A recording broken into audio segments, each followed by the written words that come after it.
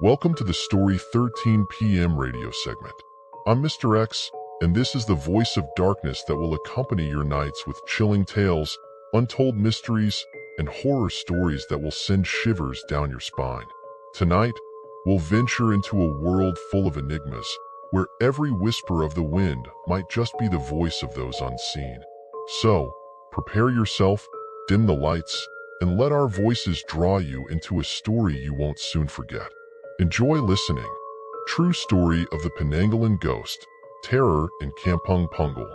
In a remote village called Kampung, Punggol in Malaysia, there stands an old house with a dark history.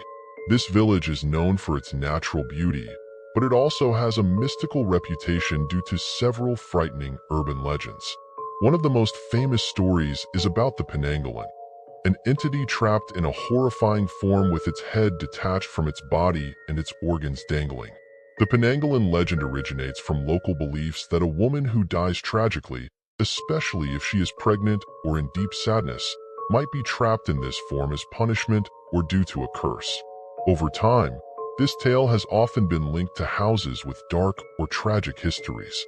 When the Ahmad family, newly relocated to Kampung, Punggol, bought and renovated an old house in the midst of the forest, they had no idea they were about to become part of a more terrifying story than they could have imagined. The house they purchased had a notorious reputation, an abandoned house with a grim past, including rumors of mysterious deaths.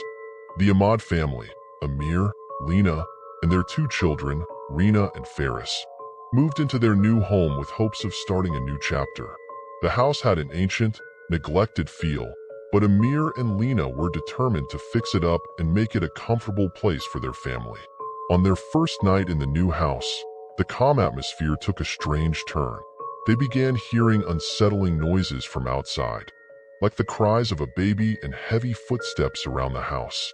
Lena started feeling uneasy with the eerie ambience, while Amir tried to reassure her that these were just natural sounds. However, the tension grew when Lena felt as if something heavy was watching them in their bedroom. The oddities became more apparent on the second night when they discovered some items inside the house, like family photos and small objects, had been moved without explanation. Rina and Faris began having nightmares about a terrifying woman, making Lena even more anxious. The situation worsened over time. Lena frequently woke up feeling choked and sometimes found herself lying on the floor of her room with no memory of how she got there. Amir also started experiencing disturbances, such as hearing whispering voices when he was alone in dark rooms.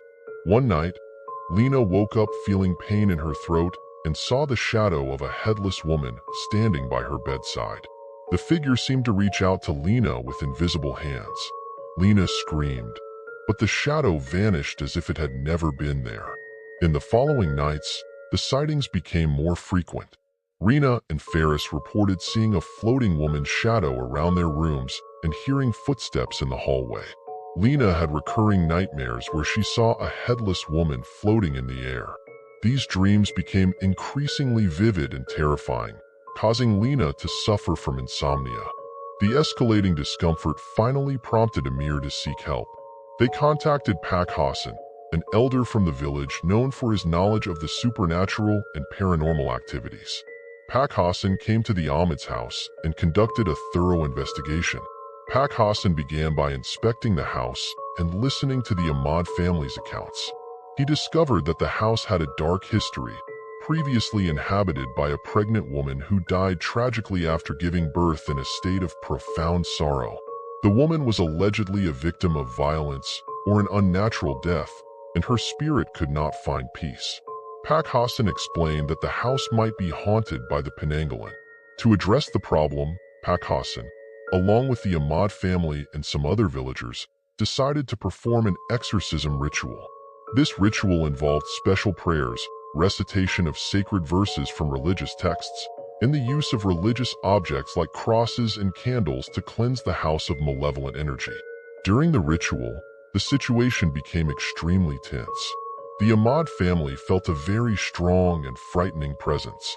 They saw the Penanggalan floating around the house, with its head detached and its organs dangling.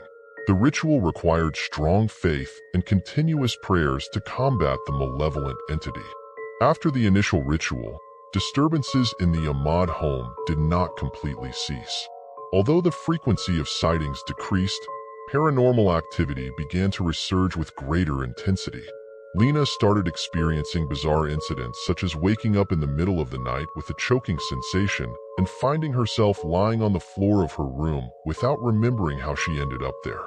The Ahmad children also reported hearing whispers in their ears and seeing the headless woman's shadow in the corners of their rooms. One night, during a heavy downpour, the Ahmad family saw the Penanggalan standing outside their window, its head hanging apart from its body and its organs swaying in a horrifying manner. The entity appeared increasingly aggressive and tried to enter the house. Amir attempted to fight back with amulets and prayers, but these efforts seemed futile. The Penanggalan drew nearer, and the house felt colder and heavier.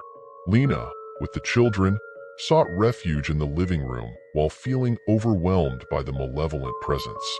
Pak Hassan returned with additional help from Buya Ali, an experienced shaman, to perform a more intensive exorcism ritual. This ritual involved special mantras, purification with burning incense, and placing religious candles around the house. During the ritual, the Penanggalan showed intense resistance, causing damage around the house and creating terrifying noises. Buya Ali and Pak Hassan led the prayers with strong conviction, and they managed to force the entity out of the house. After the final ritual, the Ahmad family's home began to improve. They felt a change in the house's atmosphere, though it was not entirely peaceful. Strange noises and terrifying sightings decreased drastically, but the Ahmad family still felt the psychological impact of their experiences. They decided to seek additional psychological and spiritual support to recover their mental well-being. The story of the Penanggalan in Kampung Punggol remains a famous tale in the village. The Ahmad family eventually chose to move out after a few months, leaving behind the house that had profoundly changed their lives. Their story serves as a powerful reminder of the strength of supernatural entities and the importance of maintaining spiritual harmony when facing unexplainable phenomena. The Penanggalan continues to be part of local folklore, and this tale lives on as a cautionary tale to respect and understand the history and culture of our surroundings. And with that, tonight's journey comes to an end. Thank you for tuning in to Story 13 PM. Remember, sometimes the greatest fears come from the most unexpected places. Until next time, good night, and watch out for your shadows.